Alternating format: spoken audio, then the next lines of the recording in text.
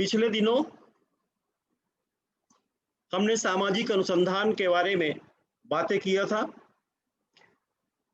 सामाजिक अनुसंधान क्या है? सामाजिक अनुसंधान की क्यों आवश्यकता है? सामाजिक अनुसंधान के अंतर्गत हम किन-किन विषयों को समाहित कर सकते हैं? इसकी अवधारणा, इसकी विशेषताएं, इन पर हमने बात किया था। आज शुरुआत करेंगे सामाजिक अनुसंधान की प्रकृति पर, क्योंकि प्रकृति के ऊपर भी विवेचना करना जरूरी होता है। समाजशास्त्र को लेकर के पहले से ही यह चर्चा का विषय रहा कि समाजशास्त्र की प्रकृति वैज्ञानिक है या अवैज्ञानिक है। इस विचारधारा में दो तरह के संप्रदायों का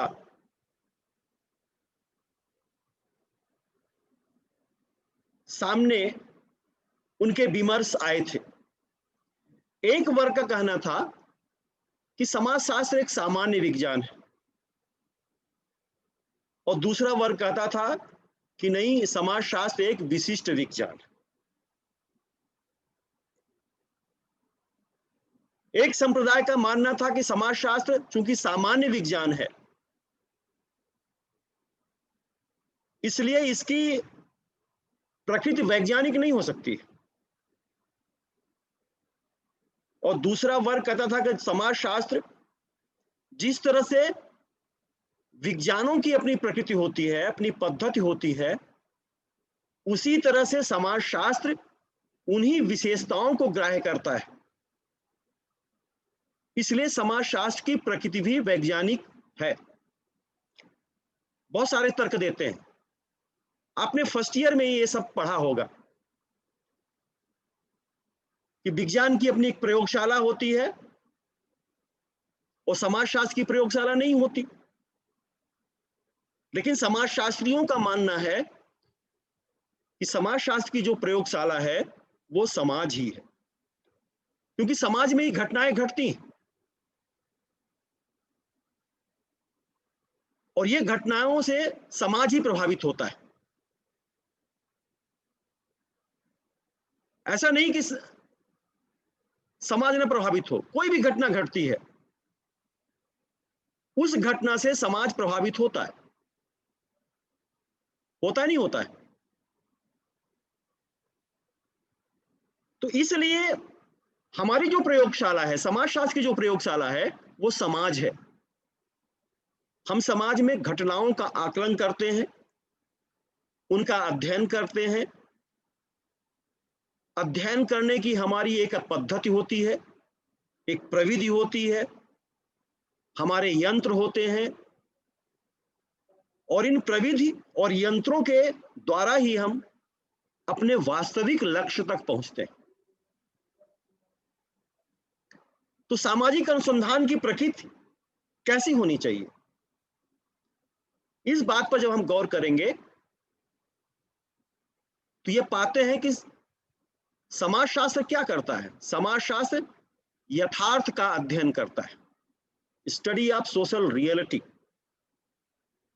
किसी भी घटना के पीछे कौन से वास्तविक कारण हैं, कौन से वास्तविक कारक हैं, कॉज एंड फैक्टर्स, दोनों की बात करता है। कारण क्या है और उस कारण को जन्म देने वाले कारक कौन से हैं। भारत में जनसंख्या बढ़ रही है, क्यों बढ़ रही जनसंख्या? अब जनसंख्या बढ़ने के बहुत सारे कारण हो सकते हैं, बहुत सारे फैक्टर्स हो सकते हैं। अज्ञानता भी हो सकती है, इलिटरेसी भी हो सकती है, भाग्यवादिता भी हो सकती है, अंधविश्वास भी हो सकता है। बहुत सारे ऐसे लोग भी हैं जिनको पुत्र मोह होता है, और एक बच्चे के लिए बहुत सारी बच्चियां पैदा अगर हो गई, वो, क्योंकि आज भी हमारे समाज में पुत्र और पुत्री को लेकर के बड़ी विसंगतियां हैं। हालांकि जागरूकता बढ़ रही है, समाज में चेतना आई है, लेकिन आज भी ये चीजें हैं। जबकि समाजशास्त्रीय अध्ययन से ये बात स्पष्ट हो चुकी है कि अपने पेरेंट्स से लड़कियां ज्यादा जुड़ी होती हैं लड़कों की अपेक्षा। ऐसा नहीं कि लड़के लड़के जुड़े नहीं होते हैं, लेकिन जो भावनात्मक आवेग होता है अपने पेरेंट्स के प्रति, वो लड़कियों में ज्यादा पाया गया है। इस तरह से बहुत सारे अध्ययन हुए। तो समाजशास्त्र सामाजिक यथार्थ का अध्ययन करता है कि है क्या, कोई घटना घट गई है, उस घटना के पीछे कौन से कारण हैं, उस घटना के पीछे कौन से कारक हैं, उन कारकों की हम खोज करते हैं। आपने बहुत अखबारों में आजकल पढ़ रहे होंगे, बहुत सारी घटनाएं घटती हैं, टेलीविजन में देख रहे हैं, और उन घटनाओं के यथार्थ तक पहुंचने के लिए समाजशास्त्र अपने ढंग से अध्ययन करता है, क्योंकि वो समाज में ही अध्ययन करता है, बाहर नहीं अध्ययन करता। समाज से बाहर अध्ययन नहीं करेगा, समाज में ही अध्ययन करेगा, क्योंकि जो घटनाएं घटती हैं वो समाज में घटती हैं, उनका प्रभाव भी समाज पर पड़ता है।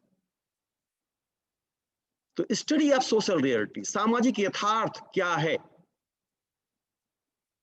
आत्महत्या की दर बढ़ रही है, या हत्या की घटनाएं बढ़ रही हैं, या घरेलू हिंसा बढ़ रहा है, तो क्यों बढ़ रहा है, इसके पीछे क्या कारक है, क्या कारण है, उनको जानने का हम प्रयास करते हैं। फिर दूसरे प्रकृति पे अगर हम चर्चा करेंगे तो पाएंगे यूज ऑफ साइंटिफिक मेथड्स, वैज्ञानिक पद्धति का प्रयोग। किसी भी लैब में जब हम प्रयोग करते हैं, एक्सपेरिमेंट करते हैं विज्ञान का,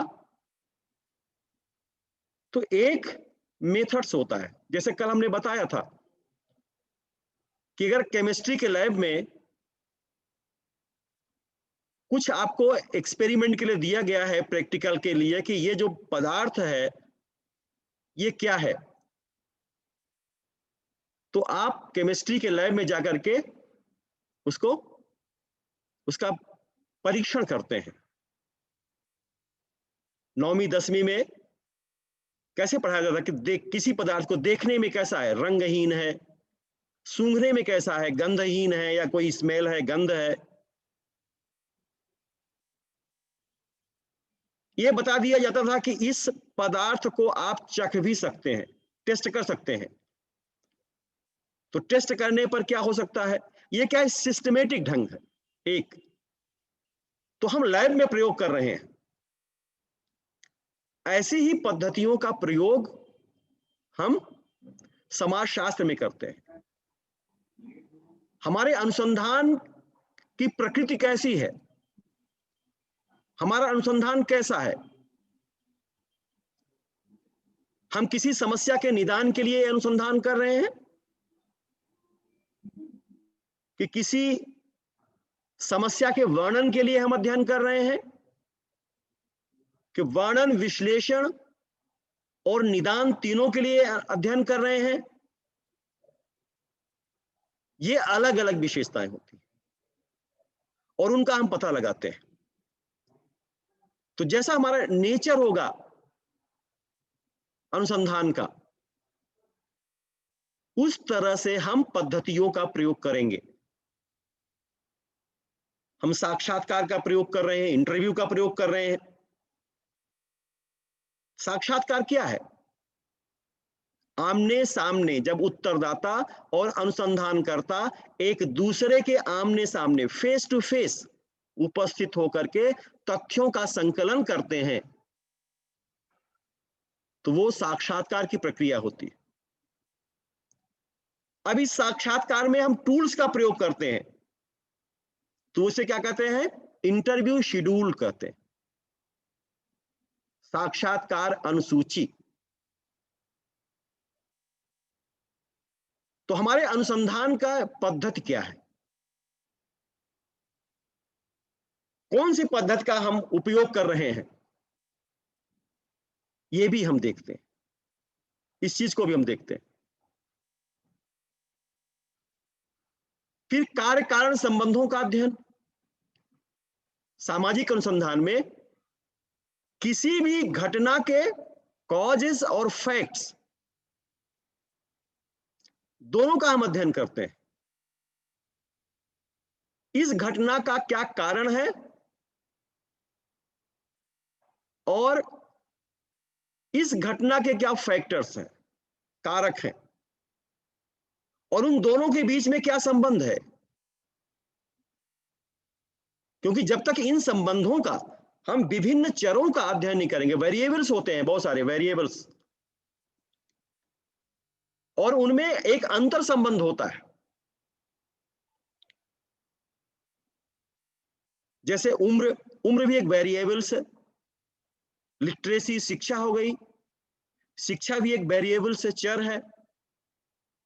तो किसी अध्ययन में हमें देखते हैं कि शिक्षा और आयु के बीच में क्या कोई अंतर संबंध है, कि इस उम्र के लोग ज्यादा प्रभावित हो रहे हैं, इस उम्र के लोग कम प्रभावित हो रहे हैं। जैसे आप देखिए, जो पैंडेमिक है, ये महामारी है, इस पे सामने बात आई है कि जो ओवर टू 60 हैं, 60 साल के जो ऊपर हैं, वो ज्यादा प्रभावित हो रहे हैं, क्योंकि उनकी इम्यूनिटी वीक है, कमजोर है। और जो बच्चे हैं, जो युवा हैं, उनकी इम्यूनिटी स्ट्रांग है, तो उन पर कोरोना का उतना ज्यादा प्रभाव नहीं हो रहा है।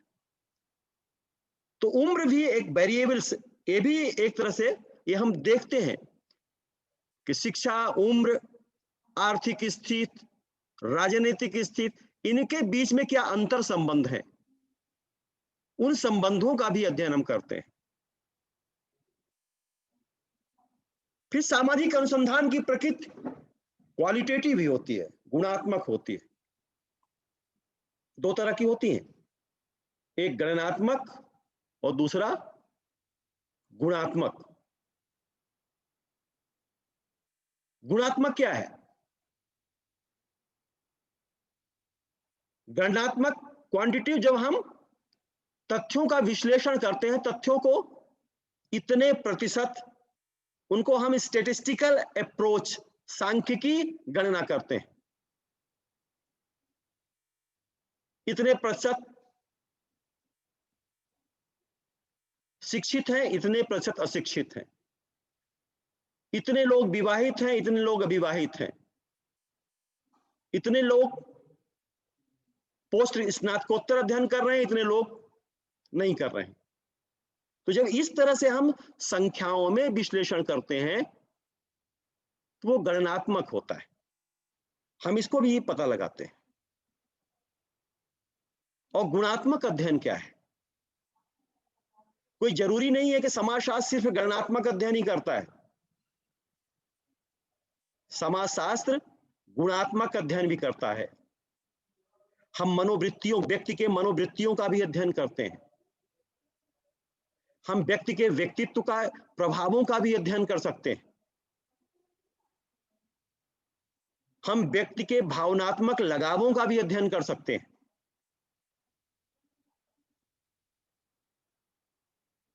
वो कौन सी चीजें हैं जो परिवार को बांधे रहती हैं। अगर हम ज्वाइंट फैमिली का अध्ययन करेंगे और किसी ज्वाइंट फैमिली में देखते हैं कि आखिर ये संयुक्त परिवार जिसमें पाया जा रहा है, तो ऐसी कौन सी बातें हैं जो कि इस परिवार को बांधे हुए है। तो हम ये गुणात्मक अध्ययन करेंगे व्यक्तियों का, इस परिवार में की कौन सी विशेषताएं हैं, कि दूसरे परिवार तो विघटित हो गए, एकाकी परिवार में बदल गए, लेकिन इस परिवार में वो कौन सी विशेषताएं हैं जो विशेषताएं प्रभावित कर रही हैं लोगों को। अनुशासन कैसा है, म्यूचुअल रिलेशन कैसा है, वहां पारस्परिक संबंध कैसे हैं, अंतर संबंध कैसे हैं, इंटरेक्शन कैसा होता है, बातचीत, लगाव कैसा होता है। आप देखते हैं कि अगर परिवार में बातचीत का अभाव होगा, कहीं भी हो, चाहे परिवार हो, चाहे समूह हो, चाहे कोई संस्था हो, चाहे मित्र मंडली हो। अगर कम्युनिकेशन गैप हो गया, क्योंकि हमारे संचार माध्यम हमारे जीवन को केंद्रीकृत करते हैं, इंटीग्रेटेड करते हैं, एकीकरण करते हैं, लोगों से जोड़ते हैं। अगर संचार की कमी होगी, कम्युनिकेशन गैप होगा, बातचीत नहीं होगा, इंटरेक्शन नहीं होगा, तो फिर वो संस्था, वो समूह का अस्तित्व बहुत दिन नहीं रहेगा।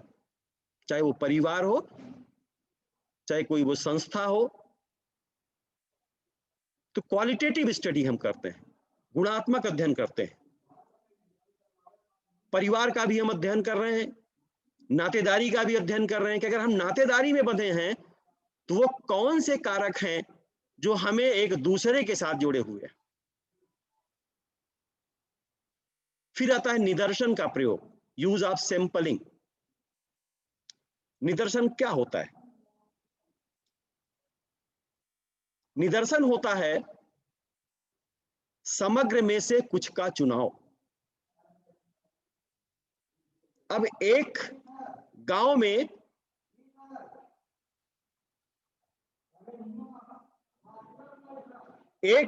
अगर 3000 लोग हैं तो 3000 लोगों का समग्र अध्ययन बहुत ही मुश्किल होता है, बहुत जल्द देर लगेगी। तो 3000 में से हम 500 लोगों का अध्ययन करना है, और ये जो 500 लोगों का अध्ययन करेंगे वो पूरे समग्र का, पूरे यूनिवर्स के प्रतिनिधि होंगे। तो इसके चयन के लिए हमारे पास विधियां भी हैं, सैंपलिंग मेथड्स, निदर्शन की विधियां हैं। हम रैंडम सैंपलिंग कर रहे हैं, तो फिर कौन से निदर्शन की विधियां अपना रहे हैं? लॉटरी सिस्टम कर रहे हैं, ग्रिड सिस्टम कर रहे हैं, कार्ड सिस्टम कर रहे हैं, या हम उद्देश्यपूर्ण निदर्शन का चुनाव कर रहे हैं। तो जो 500 लोगों का चुनाव करना है आपको, तो ये कैसे करेंगे? इसका डिटेल्स जब निदर्शन का चैप्टर पढ़ाएंगे तो उसमें आपको विधिवत समझाया जाएगा। लेकिन थोड़ा सा बता दें कि जो 500 लोगों का चुनाव है, जैसे मान लीजिए किसी क्लास में 100 लड़के हैं और 100 लड़कों में से हमें 25 लड़कों का चुनाव करना है, तो हम 100 लड़कों की लिस्ट बनाएंगे। अब लॉटरी सिस्टम करना है तो चिट बना लिया 100 लड़कों को और एक डिब्बे में डाल दिया, और उनमें से जो है हमने 25 चिट निकाल लिया। तो डिब्बे में डाला है तो सारे बच्चों को डाला है, सारे बच्चों के नाम डाला है। कौन बच्चा आ जाएगा निदर्शन के रूप में, हम ये कोई पक्षपात नहीं कर रहे हैं। हमने 25 नाम उस डिब्बे में से निकाल लिया, तो जो वो 25 होंगे वो पूरे बच्चों के प्रतिनिधित्व करेंगे, और इन 25 लोगों का हम अध्ययन कर लिए। पीएचडी वगैरह में जब आगे आप पीएचडी करेंगे तो जब अध्ययन करेंगे तो इसी तरह से बहुत सारी चीजें होते हैं कि आपको अध्ययन करना पड़ता है। तो निदर्शन का प्रयोग हम करते हैं। तो इस तरह से ये प्रकृति, social reality, study of social reality, सामाजिक यथार्थ का हम अध्ययन कर रहे हैं। यूज ऑफ साइंटिफिक मेथड्स, हम वैज्ञानिक पद्धति का उपयोग कर रहे हैं। हम कार्य कारण संबंधों का अध्ययन कर रहे हैं, हम गुणात्मक अध्ययन कर रहे हैं, और इस अध्ययन में हम निदर्शन का प्रयोग कर रहे हैं। तो ये सब सामाजिक अनुसंधान की प्रकृति को वैज्ञानिकता प्रदान करते हैं। तो हम ये कह सकते हैं कि जो हमारे सामाजिक अनुसंधान की प्रकृति होती है वो वैज्ञानिक होती है, और इसी वैज्ञानिक विशेषताओं को हम अपने अध्ययन में समाहित करके अपने लक्ष्य तक पहुंचते हैं। ठीक। अब ये प्रश्न उठता है कि जब हम सामाजिक अनुसंधान करेंगे तो उसके स्टेप्स क्या होंगे, उसके चरण क्या होंगे। कोई भी आप काम करते हैं, हर कार्य के अपने एक स्टेप्स होता है। आप नहाने भी जाते हैं तो नहाने का भी एक सिस्टम होता है, एक व्यवस्था होती। ऐसा नहीं कि आपने नहा लिया इसके बाद फिर साबुन लगाइए, पानी डालेंगे, नहाएंगे, साबुन लगाएंगे।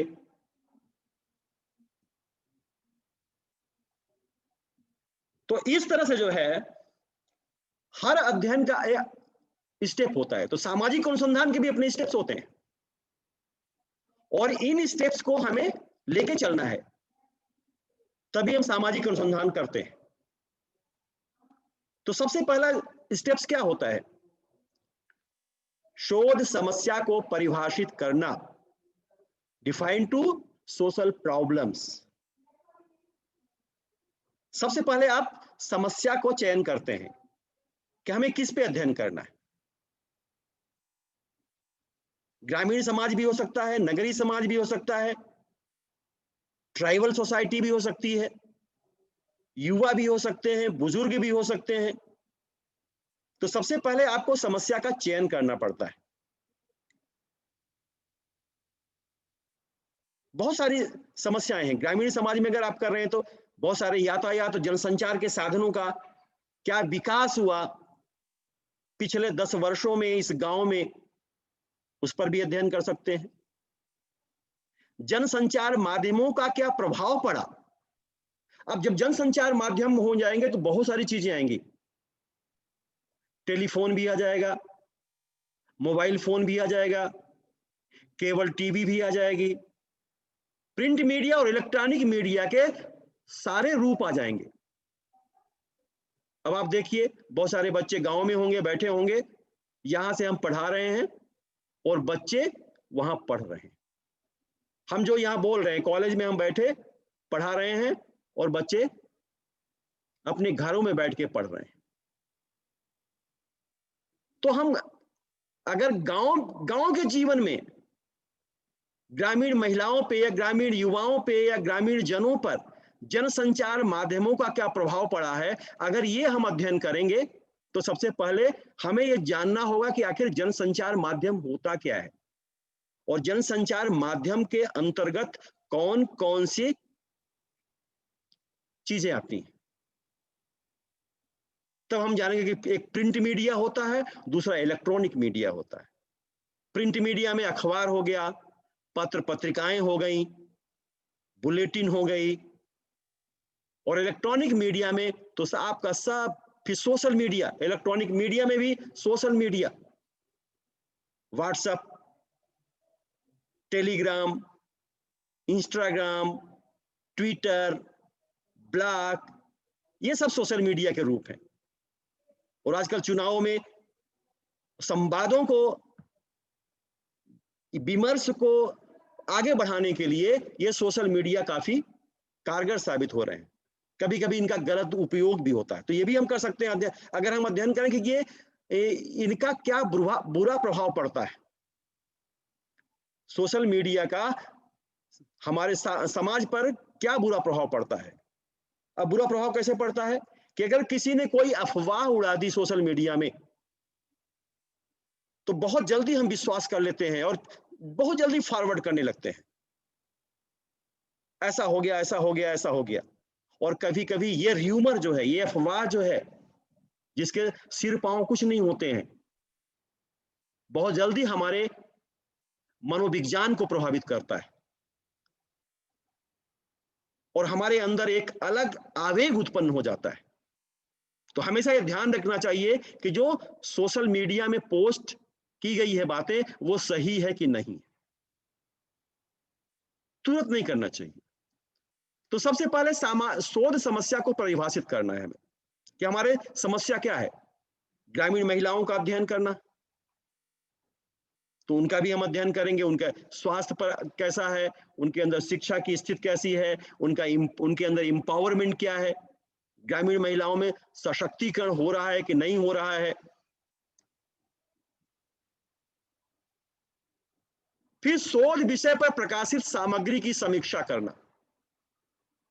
ये अब हम अपनी समस्या को अध्ययन करने के लिए क्या करेंगे, हमें उस पे लिटरेचर को भी ढूंढना है, साहित्य को भी ढूंढना है कि ये समस्या कहां से आई है। जैसे अगर आप इस महामारी के बारे में अध्ययन करना चाहते हैं, क्योंकि बार बार हम आपको कोविड का नाम ले रहे हैं, क्योंकि वर्तमान में सबके जेहन में वही बसा हुआ है,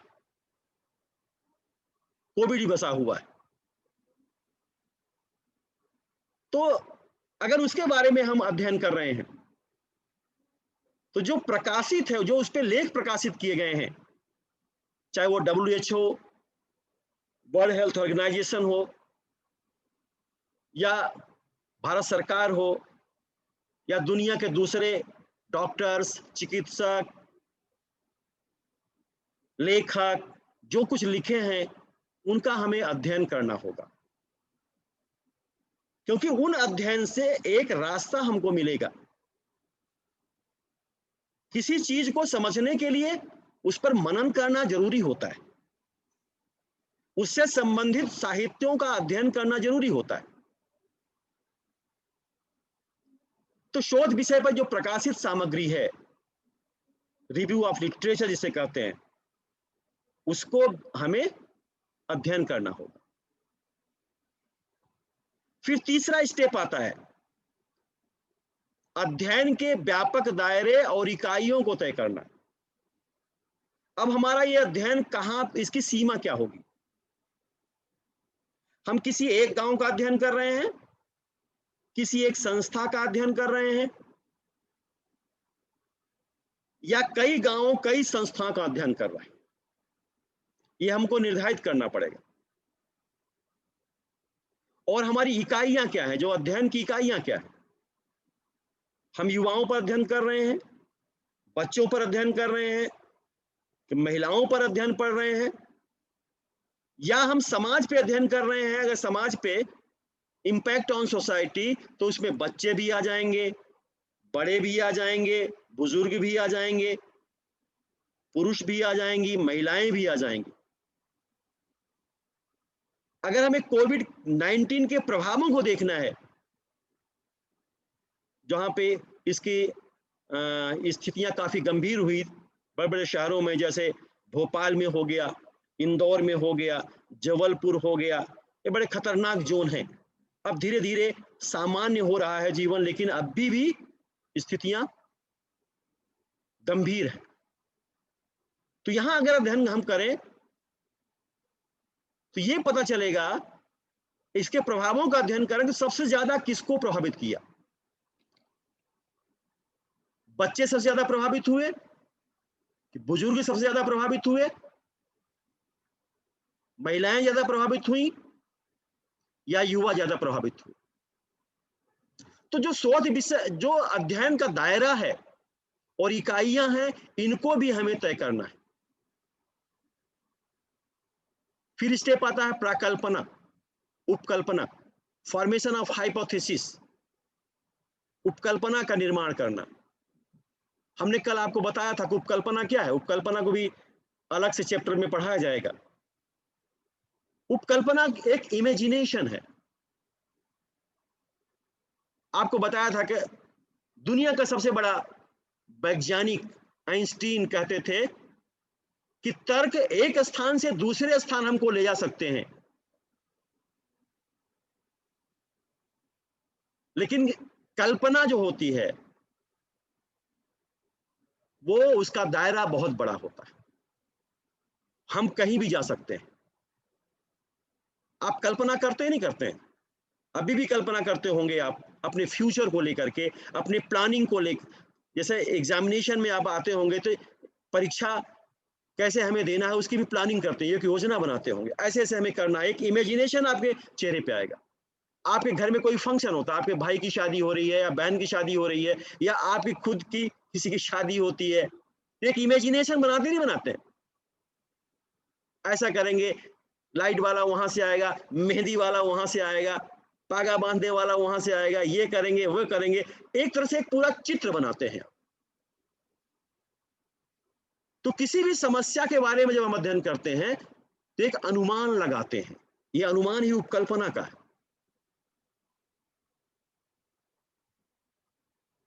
अगर कोविड में अध्ययन करना है, हम कर रहे हैं, तो एक उपकल्पना बना लिए कि बच्चों की अपेक्षा बुजुर्गों पर इस महामारी का ज्यादा प्रभाव पड़ा है। एक हमने उपकल्पना कर लिया, बना लिया। अब जब अध्ययन करेंगे, उस उपकल्पना का प्रयोग करते हैं, हम टेस्टिंग करते हैं, कुछ लोगों पर टेस्टिंग किया, कुछ डाटा कलेक्शन किया। अगर वो सही आ रहा है तो हमारा उपकल्पना ठीक रास्ते पे जा रही है, क्योंकि उपकल्पना आपके समझ अध्ययन को एक दिशा देती है, एक डायरेक्शन देती है।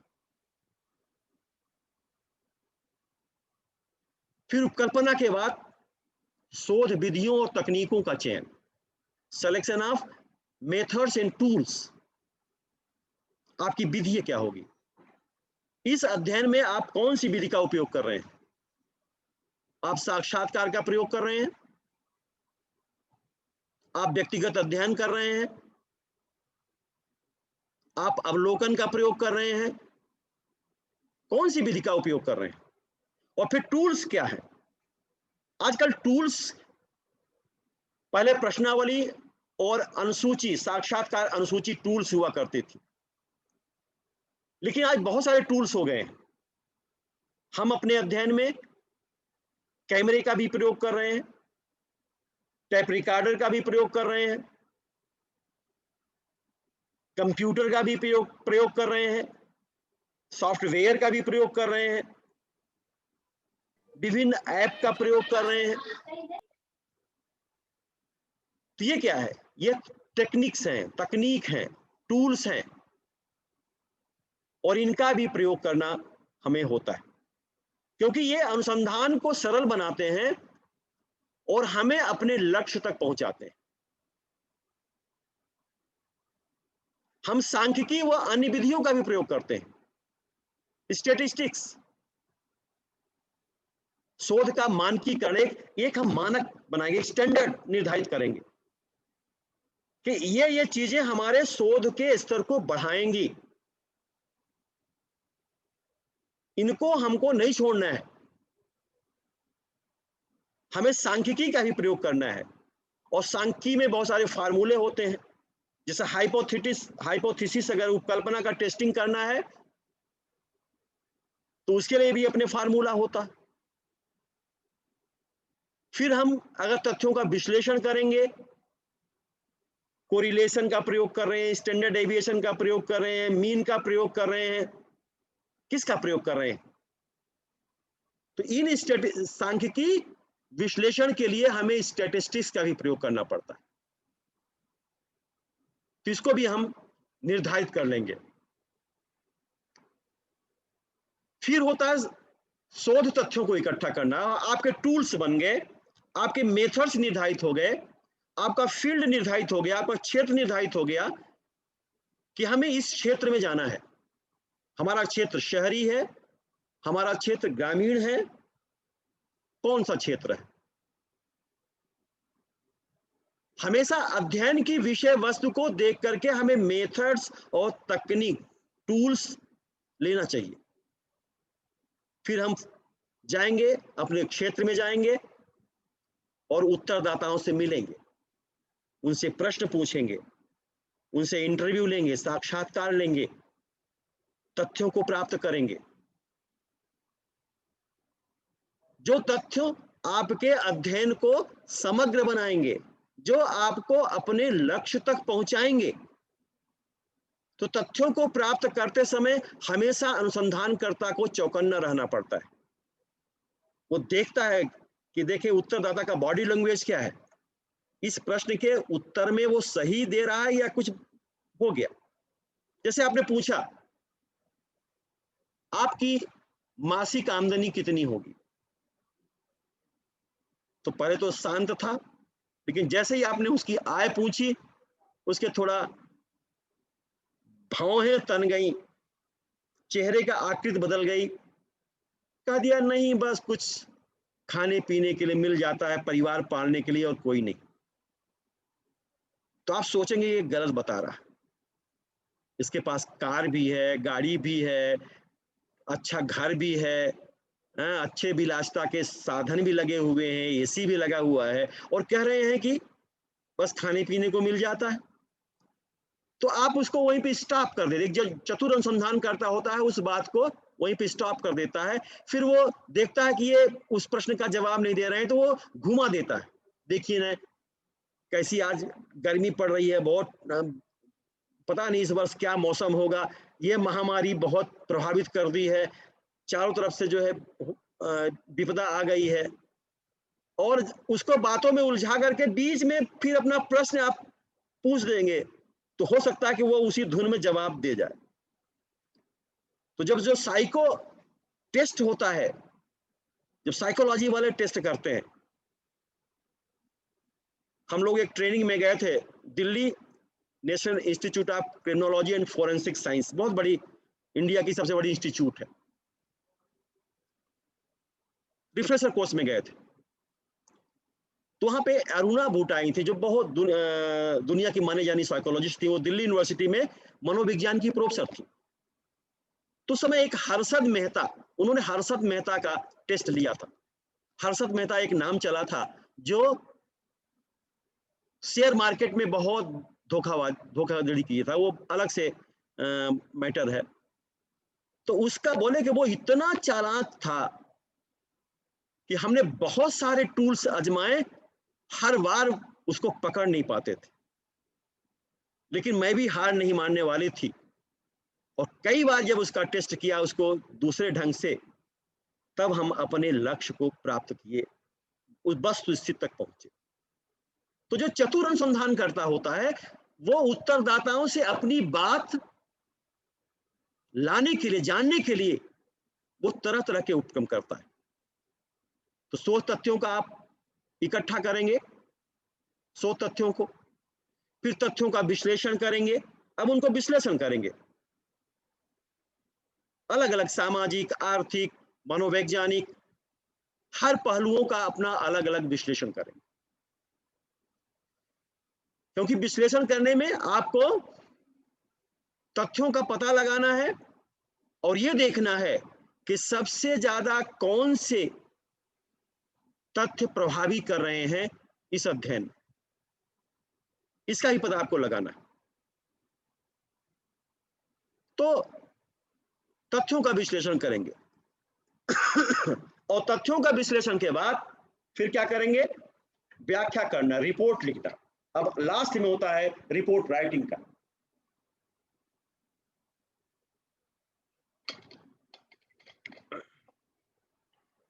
अंतिम लक्ष्य होता है रिपोर्ट राइटिंग का। रिपोर्ट राइटिंग में भी बहुत सारी सावधानी आपको बरतनी। ऐसे नहीं कि आपको, अगर सावधानी नहीं बरतेंगे, तथ्यों का विश्लेषण करने के बाद आपको देखना है कि कौन से तथ्य ज्यादा प्रभावी हुए, किनको हमें ज्यादा हाईलाइट करना है अच्छे ढंग से, उन चीजों को आपको देखना है, ये ध्यान से देखना है आप, और उनका विश्लेषण करना है।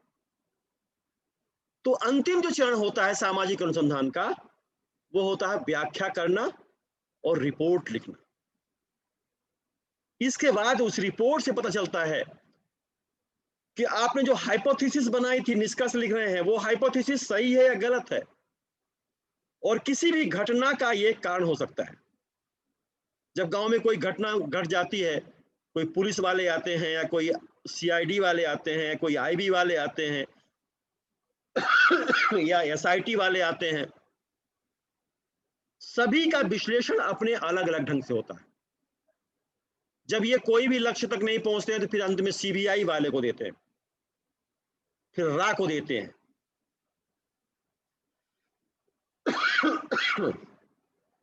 तो ये सामाजिक अनुसंधान के चरण हो गए, ये स्टेप्स हो गए। Defining the research problems, reviewing published material on research topics, determining the broad scope and unit of study, formulating the concept and telling the variables, selection of research methods and techniques,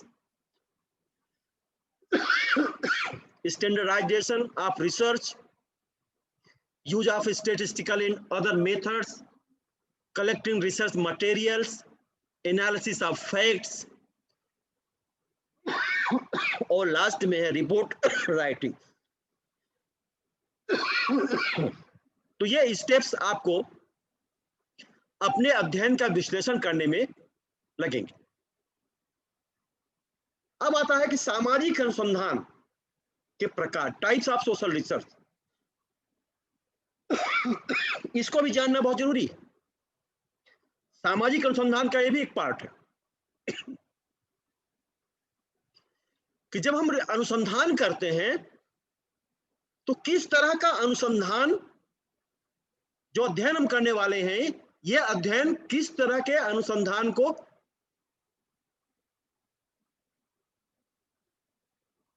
किस तरह के अनुसंधान का रूप है।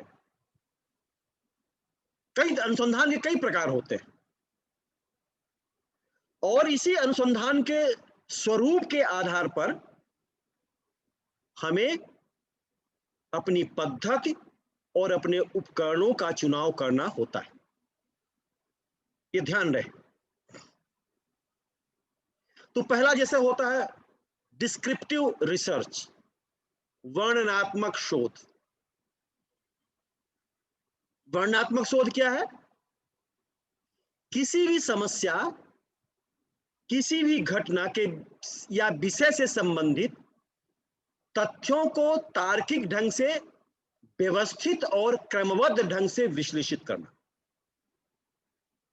Logical माने जो factual, जो फैक्ट्स है, वास्तविक तथ्य हैं, तथ्यों को बहुत ही तर्क कि अगर कोई घटना घटी तो क्यों घटी है, इसका ये कारण है तो क्यों है। क्योंकि आपको बताया था ना फर्स्ट डे कि हमारी जिज्ञासा जो होती है, रूजवेल्ट किपलिंग ने 6 चीजें बताई थी, क्या, क्यों, कैसे, कब। ये चीजें हैं नहीं कि घटना घटी, क्यों घटी, कब घटी, कैसे घटी, इसका क्या प्रभाव रहा और इसके क्या, कौन कौन से तथ्य इसके जिम्मेदार हैं। तो ये वर्णनात्मक शोध होता है। हम व्यवस्थित ढंग से उसका विश्लेषण करते हैं, उसके सामाजिक, आर्थिक, मनोवैज्ञानिक, ऐतिहासिक पक्षों का विश्लेषण करते हैं।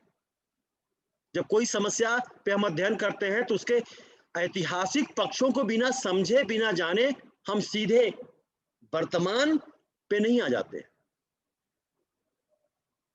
हमें सबसे पहले ऐतिहासिक पक्षों का विश्लेषण करना होता है। किसी ने सुसाइड कर लिया है, आत्महत्या कर लिया है, तो क्यों किया, उसकी पूरी हम केस स्टडी पढ़ेंगे।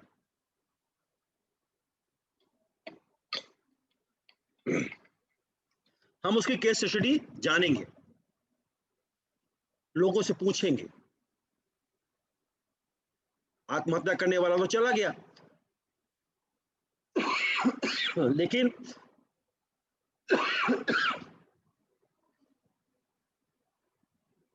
उसके मित्रों से, उसके रिश्तेदारों से, उसके पड़ोसियों से उसके बारे में पूछते हैं, जानते हैं, जानने की कोशिश करते हैं कि ऐसी कौन सी वजह होगी, क्योंकि हमें उस समस्या तक पहुंचना है। तो इन सारे चीजों को, इन सब से इकट्ठा करके फिर हम निष्कर्ष पे पहुंचते हैं। फिर दूसरा अनुसंधान होता है अन्वेषणात्मक,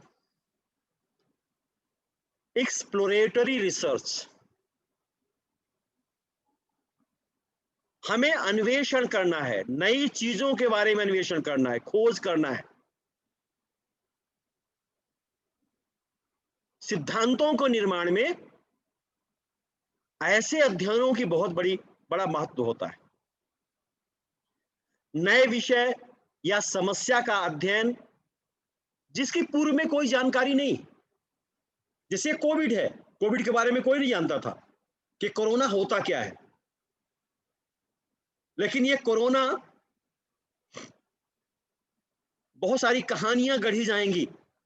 जब आप भी बड़े बुजुर्ग हो जाओगे तो अपने बच्चों को सुनाओगे, एक था कोरोना, और कोरोना काल क्या हुआ उसके बारे में आप विस्तृत जानकारी देंगे। जैसे हमारे बुजुर्ग हमें अपने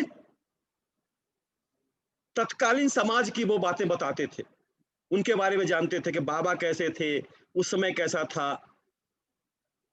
जब कहते थे कि घी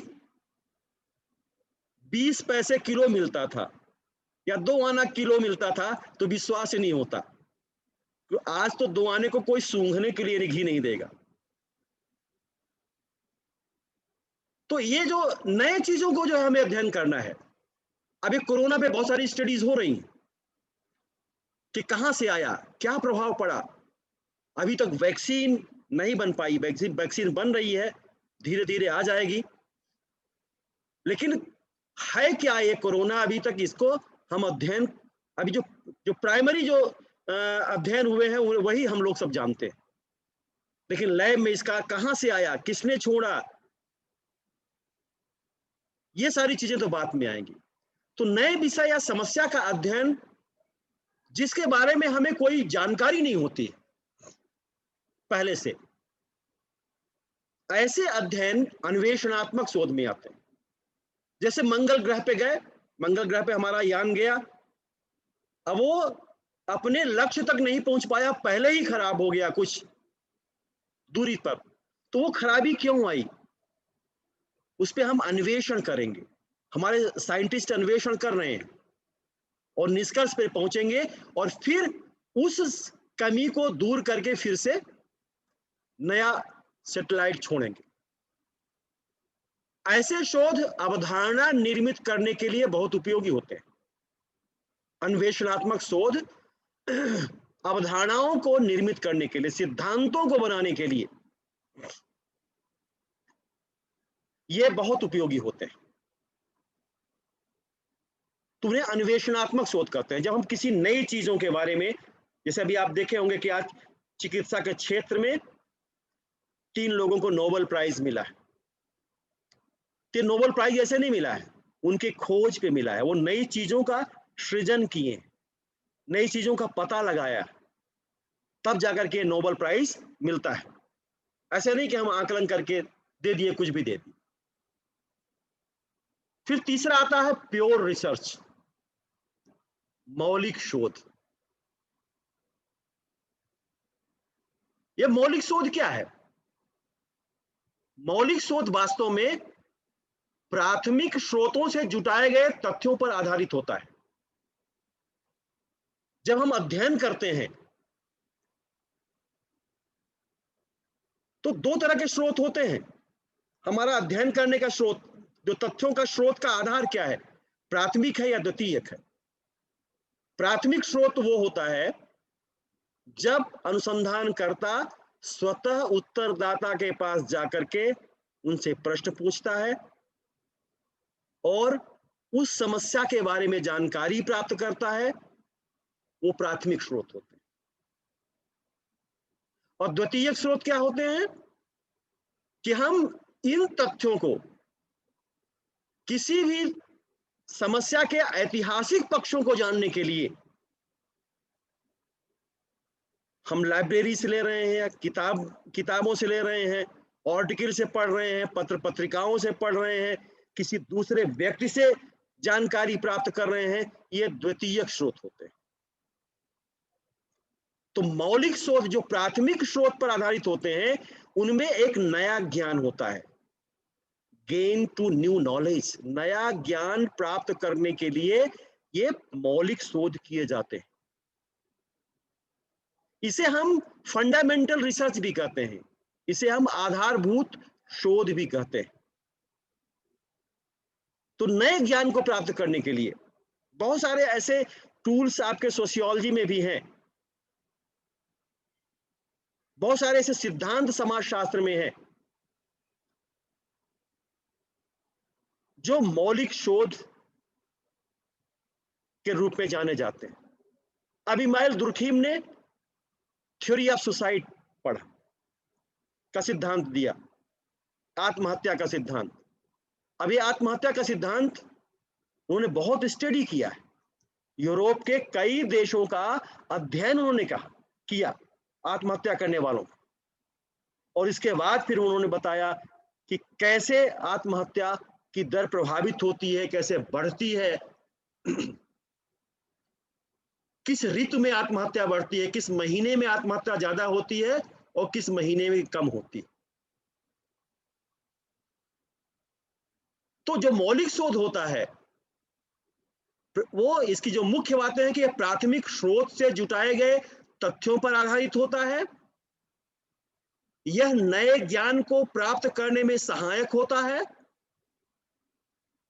और इसे हम आधारभूत शोध या फंडामेंटल रिसर्च भी कहते हैं।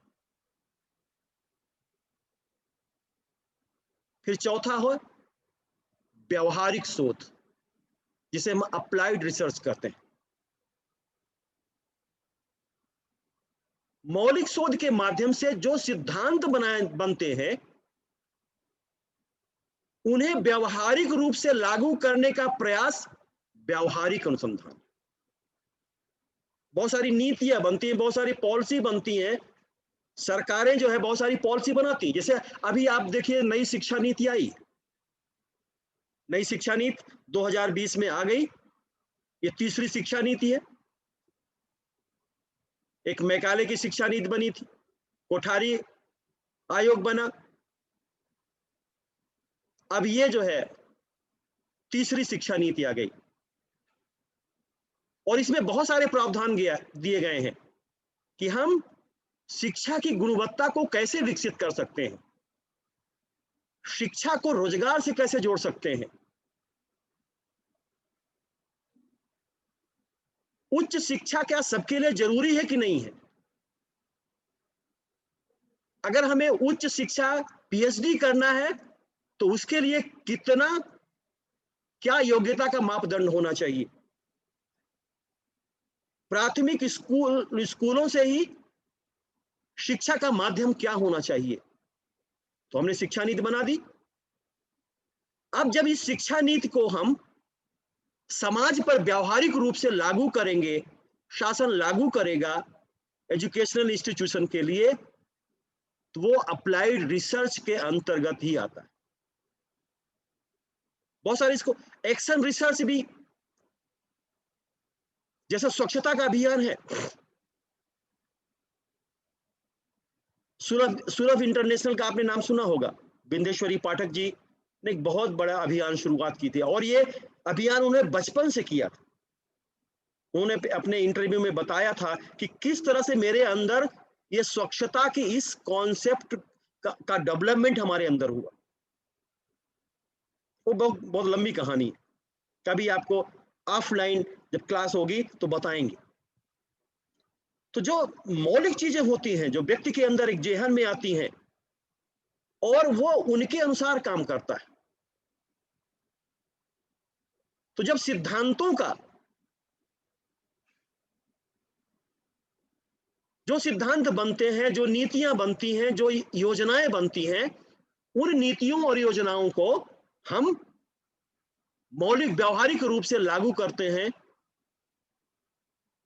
प्रयास करते हैं, वो हमारा व्यवहारिक अनुसंधान होता है। और पांचवा होता है निदानात्मक शोध, डायग्नोस्टिक रिसर्च। ये डायग्नोस्टिक रिसर्च क्या है? निदानात्मक,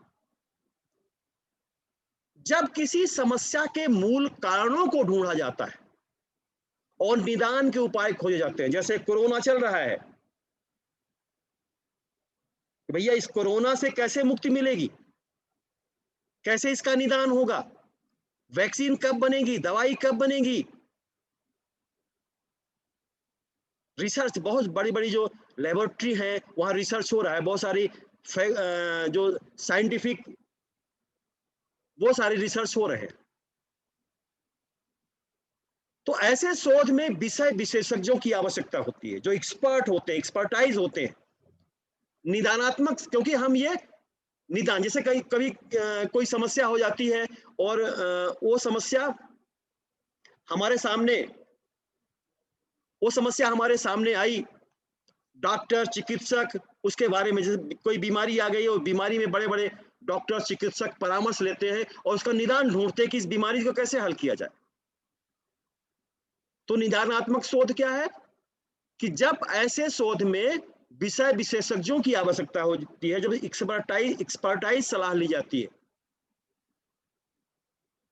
कि इस समस्या का निदान कैसे हो सकता है, तो वो निदानात्मक शोध है। तो जो हम अनुसंधान कर रहे हैं वो निदानात्मक शोध है या कौन सा शोध है? और नेक्स्ट होता है छठवां, प्रयोगात्मक शोध, एक्सपेरिमेंटल रिसर्च।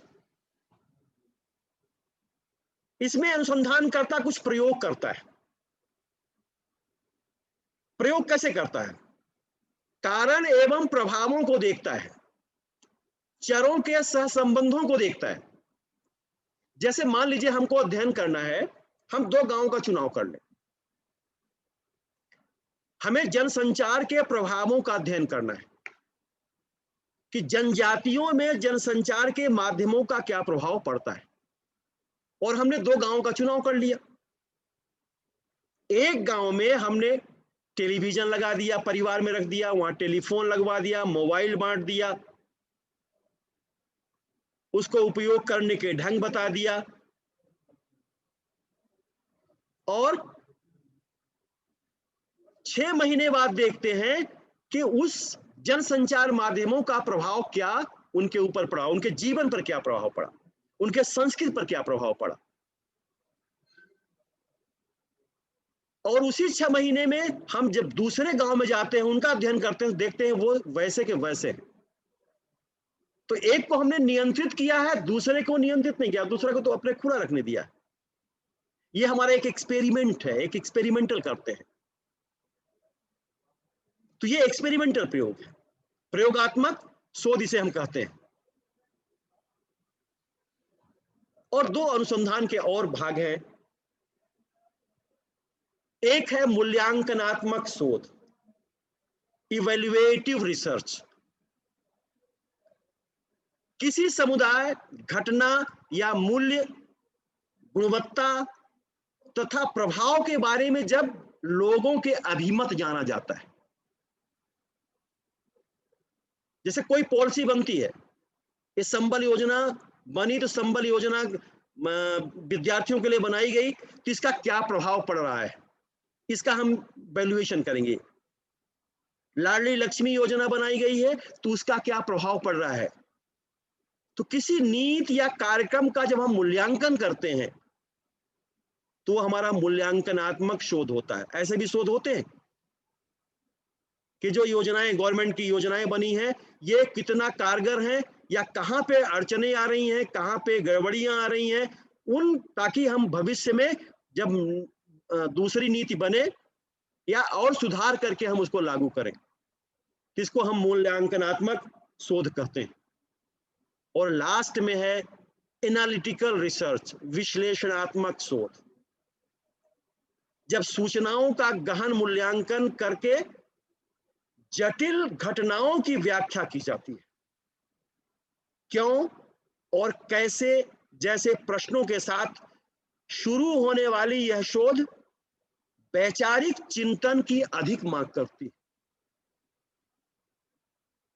तो ये विश्लेषणात्मक हमें कानून, राजनीति और इतिहास, यहां पे इसका ज्यादा प्रयोग होता है।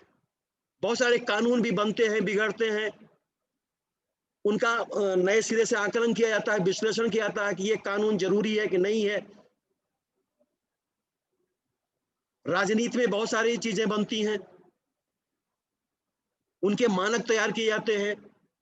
ये सही है कि नहीं है, समय के साथ लागू हो रहा है कि नहीं, ये प्रभावी है कि नहीं है। तो इस तरह से जो है चीज़ों का हम अध्ययन करते हैं। तो आज हम आपको आज ज़्यादा ले लिया क्लास, 1 घंटा 5 मिनट हो गए।